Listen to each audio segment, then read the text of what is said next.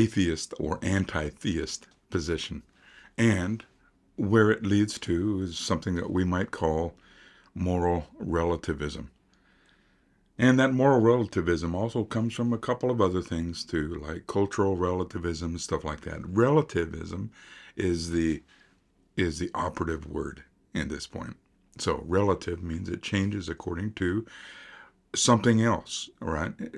Something else makes something take on a different character or a different shade, a different view according to external factors, whatever those happen to be.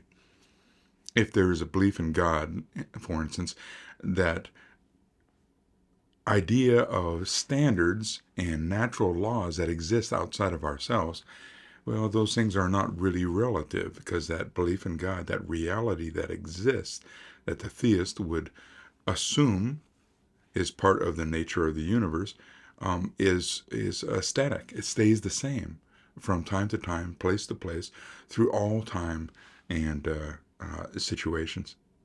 However, if we are successful in getting rid of the whole idea that there is a God, at least in our own minds, right? Not an atheist. Once again, it's an anti-theist. I think atheist is actually, I mentioned it before, it's a misnomer. It's a bad naming of a position, which is actually a denial of a reality that everybody, even the supposed atheist, knows to be the case, and that is that there is a God. It's more accurately put as an anti-theist, anti-God, anti-anything that suggests that there's an external standard or authority that has any kind of sway over our thinking, right? Well, the idea that God is no longer part of the picture when it comes to ethical philosophies is the idea that there is moral relativism.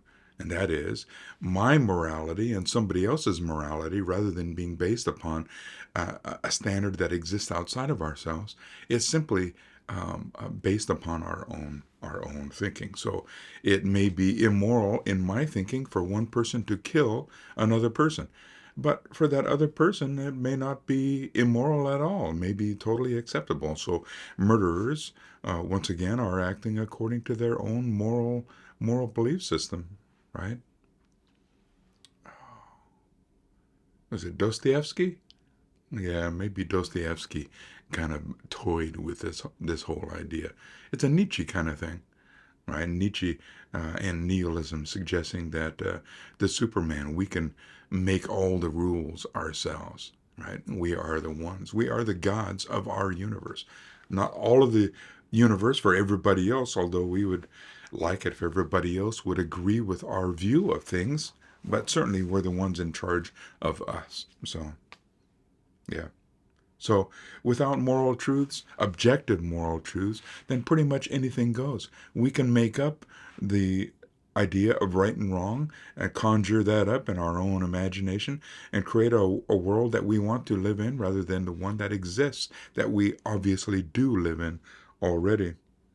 It undermines the possibility of moral progress, right? Because no longer can we say that we're progressing from a morality that admits the possibility of slavery, for instance, but we're getting to a point where we can put all those sins of the past behind us.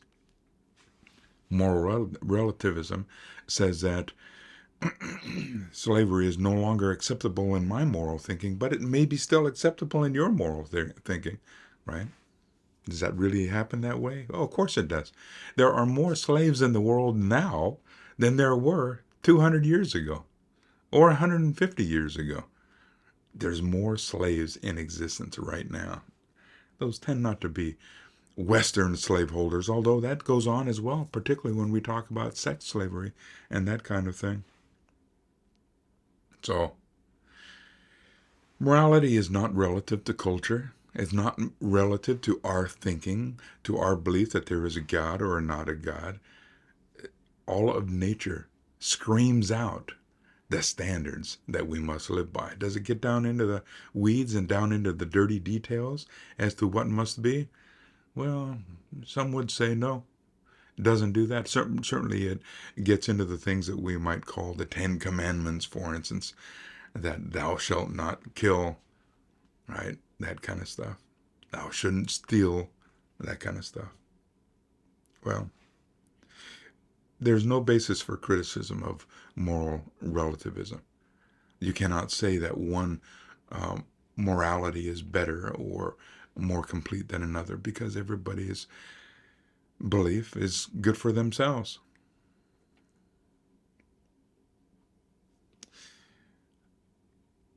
Moral relativism even undermines the idea of human rights. Human rights came about, well, it's always been about, it's tended to be a notion that human beings were created with specific function by their creator, and that their creator says that as a matter of living out, flourishing within the function that you're capable of, like critical thinking, a uniquely human thing, you have the freedom, the right to life, liberty, and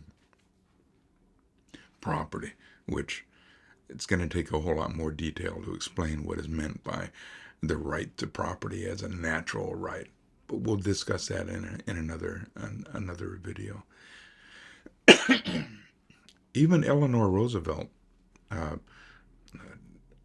progressivist of extreme nature, after FDR died, joined the United Nations and helped create the Universal Declaration of Human Rights. The Universal Declaration of Human Rights, UDHR, you can look it up. It's United Nations, UN. It still exists. And it's something that all of the world signed off on, except for those nations that didn't want to tie their own hands so that they would have to respect the rights of other human beings. Arab, Muslim type nations, and communists. Those things also admit that there's a standard of right and wrong, right? They don't really come out and say that they're theists, because they're very anti-theist in a lot of the rights that they come up with.